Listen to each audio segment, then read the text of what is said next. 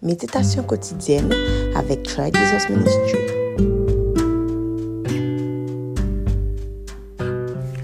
Allô, bonjour tout le monde. Comment vous allez ce matin? Comment a été la nuit? J'espère que tout va bien et j'espère aussi que la journée sera parfaite par la grâce de Dieu. Alors ce matin, je vous lis dans le livre de Luc au chapitre 12, les versets 36 et 37. Et vous, soyez semblables à des hommes qui attendent que leur maître revienne des noces, afin de lui ouvrir dès qu'il arrivera, il frappera.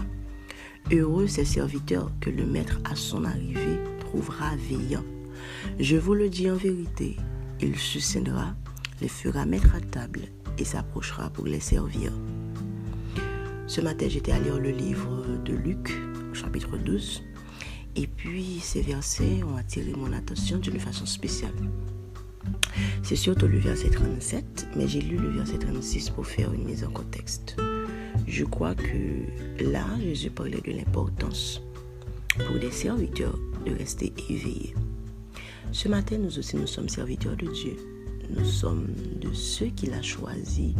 Nous sommes de ceux surtout qui attendent de son retour. Jésus était venu accomplir une mission. Il était prédit qu'il viendrait. Il a passé environ 33 ans sur la terre. Mais il y a encore une autre prédiction. Le Seigneur Jésus, en montant au ciel, nous a dit qu'il s'en va au Père, mais il reviendra. Il reviendra nous chercher. Il a dit qu'il reviendrait comme voleur parce que personne, sinon le Père, ne connaît ni le jour ni l'heure. Et que par conséquent, nous devons nous préparer. Ce matin, ce que je viens de vous lire, c'est qu'il a pris, il a considéré son retour comme un maître qui revient des noces et qui avait des serviteurs, bien sûr, et qu'il s'attendait à ce que les serviteurs l'ouvrent au moment où il entrait.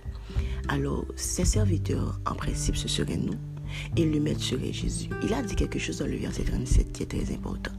Il a dit « Heureux le serviteur que le maître trouvera réveillé à son retour ». Ce matin, ce dont je veux vous parler, c'est de l'importance du réveil. Alors, nous avons un maître qui viendra nous chercher, qui n'a pas dit l'heure ni le jour, mais qui nous demande par contre de rester éveillé. Éveillé veut dire quoi, justement?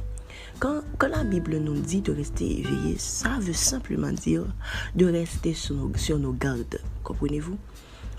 La vie chrétienne n'est pas chose facile. Nous sommes tous à le savoir. Il y a des hauts, il y a des bas, il y a des situations qui se présentent à nous que nous ne comprenons pas.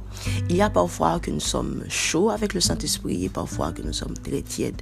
Mais la Bible nous dit aussi que si nous sommes tièdes, le Seigneur nous vomira de sa bouche. Alors, Jésus n'attend pas à ce que nous soyons à moitié là, à moitié absents, mais au contraire que nous soyons parfaitement éveillés.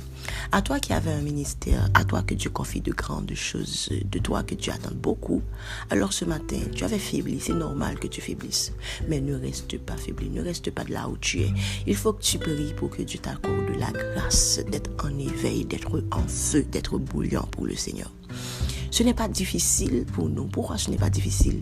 Parce que ce n'est pas à nous de tout faire. Il y a aussi le Saint-Esprit comme backup que Jésus nous a envoyé. Et avec le Saint-Esprit, vous savez, guys, vous pouvez plus que vous pouvez faire vous-même.